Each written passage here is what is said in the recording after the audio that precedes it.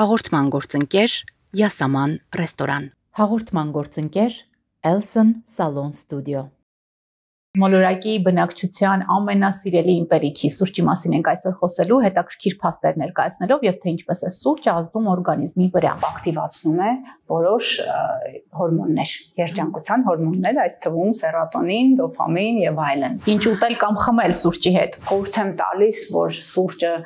քաղցրի հետ չասոցացնել, սկսել իրեն առանձին սիրել, հա։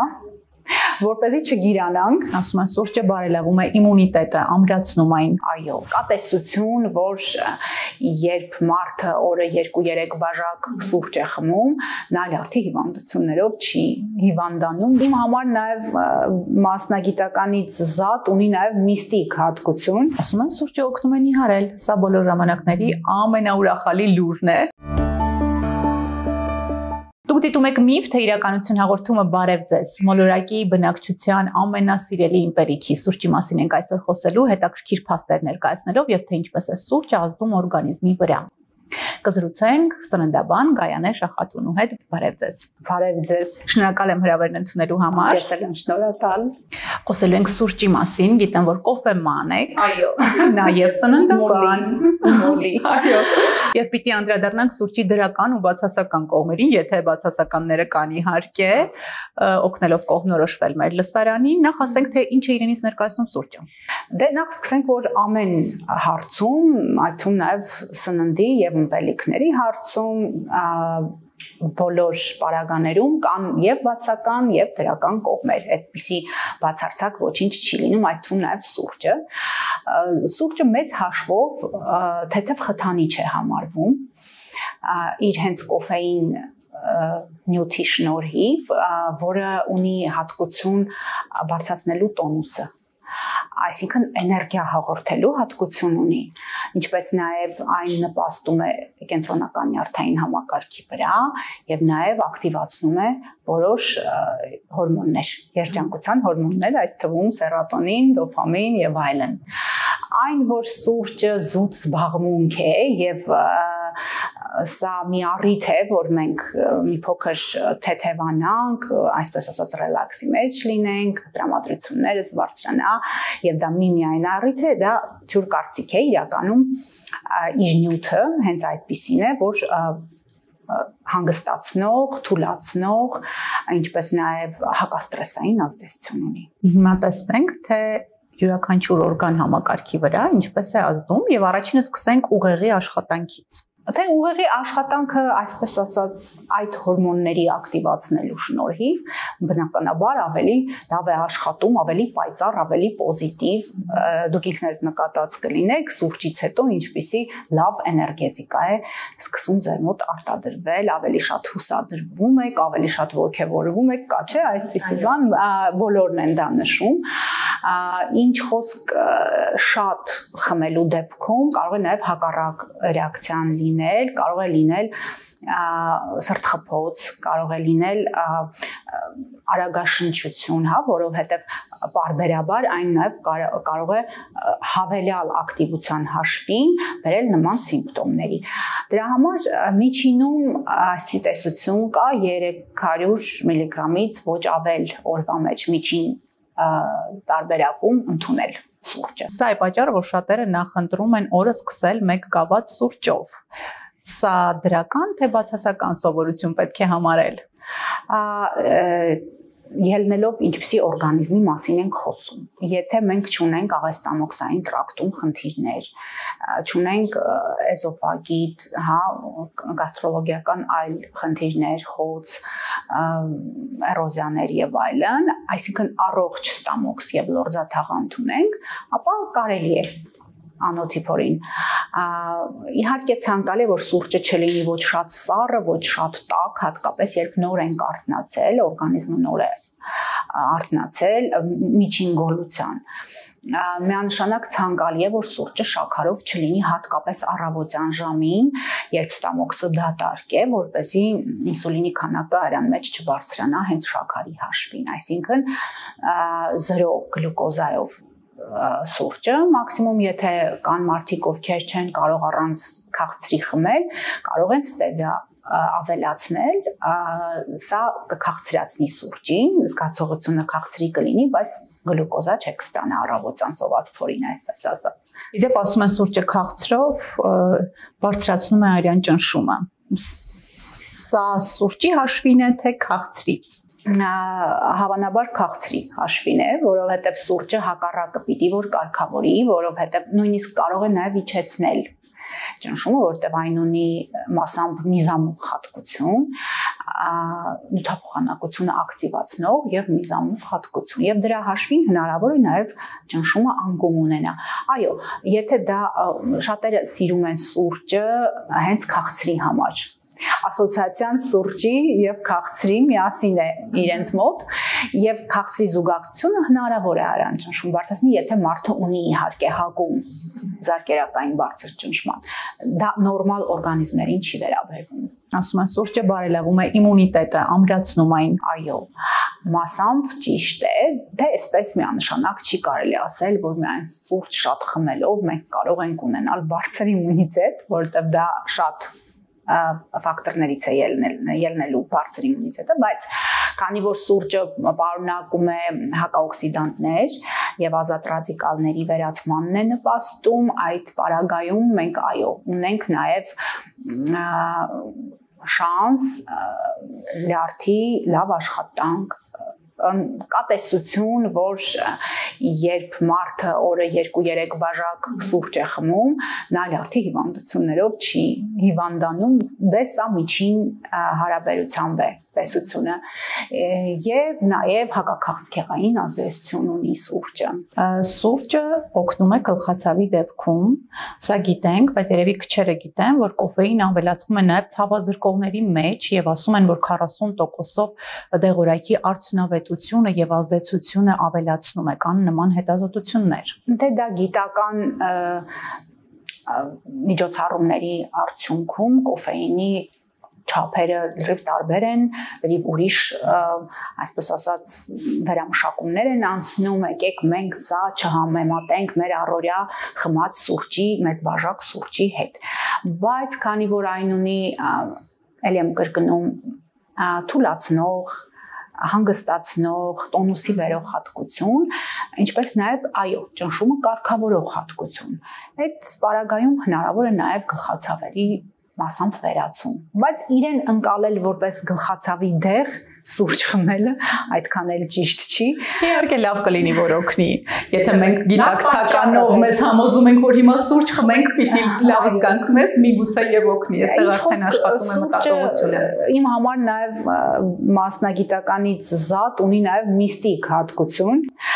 Ես ինքս սուրճի հետ ունեմ կապեր հոգեբանական, այսպես իր շուրջ, իր հոտից սկսած արդեն իմ տրամադրությունը սկսում է բարձրանալ, ես ավելի աշխատունակ եմ դառնում, անգամ դեռ չխմած պարագայում։ Դրա համար սա կարող է նաև հոգեբանական մաս կրել։ Այո, ասում են սուրճը նվազեցնում է սթրեսի ազդեցությունը եւ կոֆեմանները սթրեսակայուն են։ Իսկ մենք գիտենք ինչ ժամանակաշրջանում ենք ապրում եւ սթրեսը ամեն րոպե մեզ ուղեկցում է, այնպես որ սուրճը կարող է օգնել։ Ես երբեմն խորհուրդ եմ տալիս իմ հաճախորդներին, նրանք ովքեր օրինակ մոլի ծխողներ են կամ չգիտեմ այլ կախվածություններ ունեն, ես միշտ խորհուրդ եմ տալիս փորձեք սուրճի հետ ընկերանալ։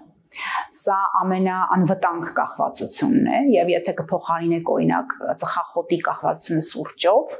կլինի մեծ ձեռքբերում։ Այո, ինչու, որովհետև սուրճը օգնում է դոֆամինի եւ սերոտոնինի արտադրությանը եւ ցանկության, ուրախության, հաճույքի հորմոնների եւ չեզոքացնում է սթրեսը, կորտիզոլի մակարդակը, մասամբ այո, դե նյութափոխանակությունն է ակտիվացնում, միանշանակ դա այդպես է, պարզապես ելի եմ կրկնում, եթե մենք չունենք ստամոքսի հիվանդություններ, որը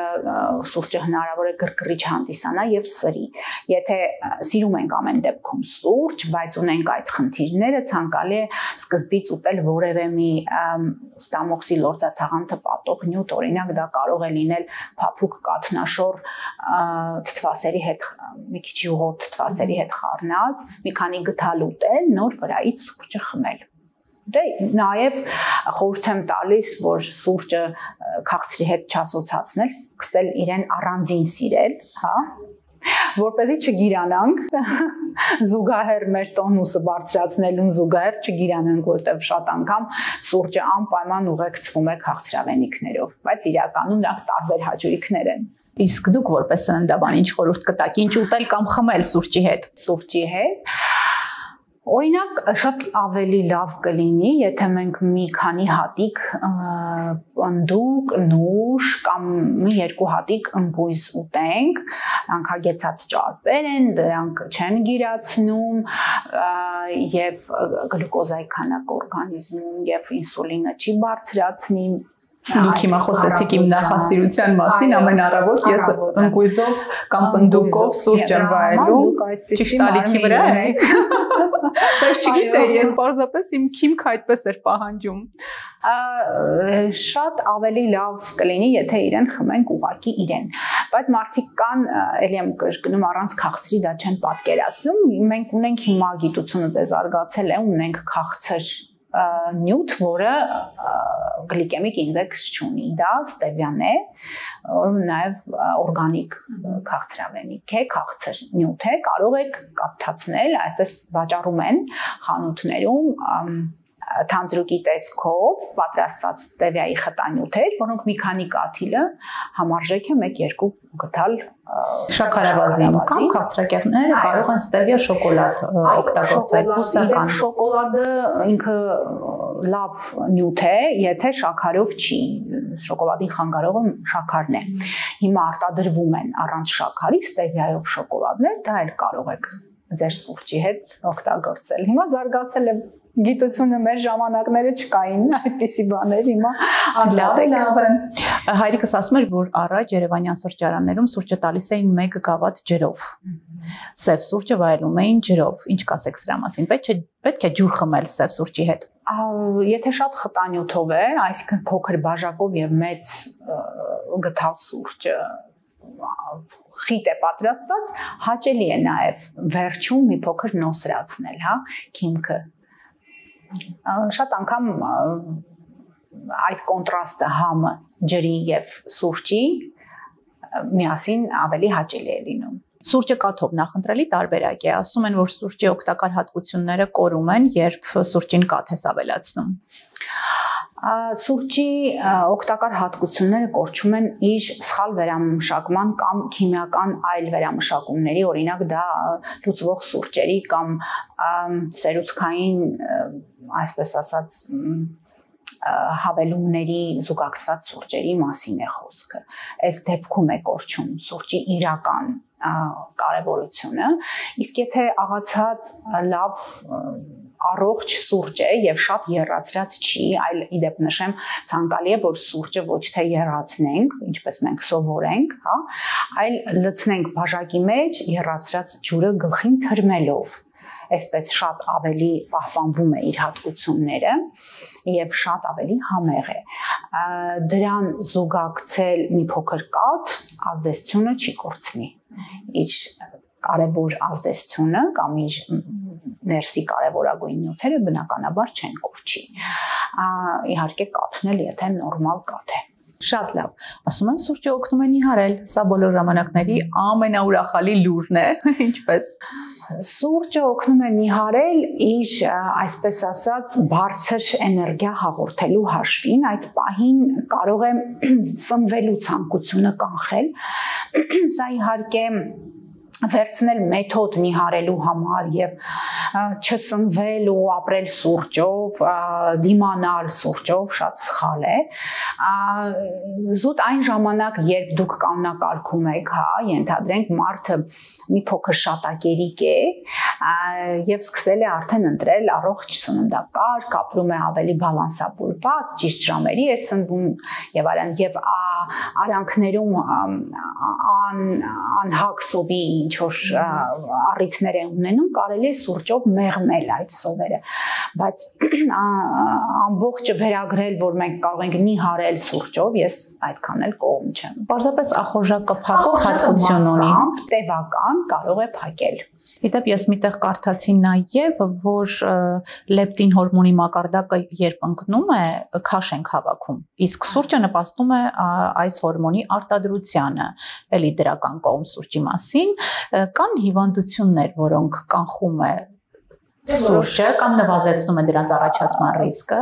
ասում են երկրորդ կարգի շաքարային դիաբետ, լեղապարկային քարերն է կանխում նման հիվանդությունների դեպքում։ Ելնելով իր նյութափոխանակությունը ակտիվացնող հատկությունից, այո, կարող է նաև լեղաքարերի առաջացումը կանխել։ Ես ինչպես նշեցի, լյարդի հիվանդությունները, լյարդի ճարպակալումը կարող է պրոֆիլակտիկա հանդիսանալ, բայց սա համարել որպես միջոց, լիարժեք, կողմ չեմ, այսինքն ապրել սխալ եւ խմել շատ սուրճ եւ համարել կարող եք լեղաքարային հիվանդություններ բուժել, սա ճիշտ չի լինի, բուժման մեթոդ ոչ, իհարկե, կանխարգելի չէ։ Նույնը դիաբետի մասով, եթե դուք պահպանեք նորմերը եւ ուղղակի խմեք շատ սուրճ, միանշանակ արդյունք չենք ունենա։ Ուրեմն խոսենք նորմերի մասին, որքան սուրճ խմել եւ ինչ սուրճ նախընտրել։ Անպայման նախընտրել աղացած թարմ հատիկներով, անգամ ձեր աչքի առաջ պատրաստած կոֆեինը ոչ ամբողջությամբ հեռացված եւ ոչ շատ վերամշակած հատիկները, Եփվող սուրճ, որը ինչպես նշեցի, ցանկալի է ուղղակի եռացրած ջրով թրմել եւ ոչ միայն էփել։ Եվ գազօջախին չենք դնում։ Ցանկալի չի, որ ինքը մի քանի վայրկյան եռման process-ի մեջ լինի։ Ավելի լավ է ինքը թրմվի։ Այսպես ավելի ճիշտ է։ Դե արաբիկա, ռոբուստա, արաբիկան մեր երկու սուրճերի կարևոր հայտնի, այսպես ասած, տեսակներն են, ռոբուստան ավելի թեթև թույլ տարբերակ է, արաբիկան ավելի խիտ է։ Սա աստ ճաշակների։ Ես արաբիկա եմ սիրում։ Ինչ վերաբերում է լուծվող սուրճի։ Լուծվողները միանշանակ ցանկալի չեն։ Քիմիական արդեն վերամշակումներ են անցնում, միանշանակ սերուցքային հավելումները էլի ցանկալի չեն սուրճերի, դա արդեն սուրճ չի դառնում է ինչ-որ վերամշակված մի այլ նյութ։ Օրվա ընդունելի չափաբաժինը 3-4 բաժակ։ Իսկական լավ սուրճի 3-4 բաժակ, այսպես։ Որոնք են սուրճի վնասները, Գայանե։ Վնասները միայն հիմնականում